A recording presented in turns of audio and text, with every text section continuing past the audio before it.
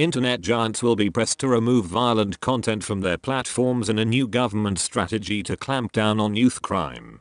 Home Secretary Amber Rudd has signaled that social media providers such as Facebook, Twitter and Google will be forced to do more to rid the web of content which glamorizes violence and incites criminality among young people. It comes after a spate of knife attacks in London saw the number of incidents more than double this year compared to the beginning of 2017. The Home Office said gangs often post videos online that seek to incite violence or glamorize criminality to influence young people. A spokesman said, "The instant nature of social media also means that plans develop rapidly and disputes can escalate very quickly. The government, voluntary sector and other partners are working with social media companies to ensure measures deliver real results and raise the level of online safety for users. We are clear that internet companies must go further and faster to tackle illegal content online. It is already an offense to incite, assist or encourage violence online, and we will continue to support proactive operational police action to tackle offenses perpetrated online."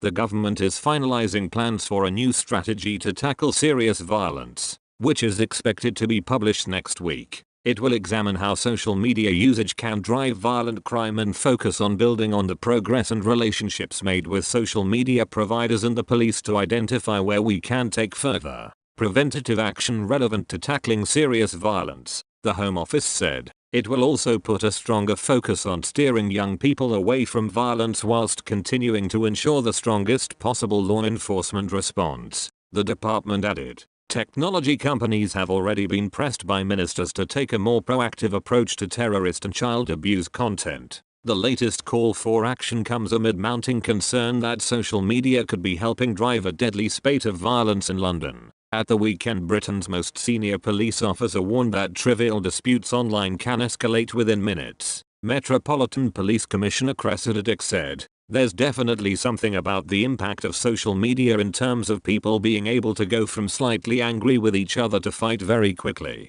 Former Home Secretary Lord Blunkett said the biggest difference between violent crime today and when he was in government is the dangerous influence of social media. He said, "Viral videos make the unthinkable seem normal in no time at all." Criminologist Dr. Simon Harding of Middlesex University said, "We started noticing gangs using social media 4 years ago, and since then, the numbers using it have doubled every year. It's hard to quantify that because there are no statistics or research, but every street gang I am familiar with now has an online presence. Young people are completely immersed in this world, so it is a logical progression that gang activity takes place online."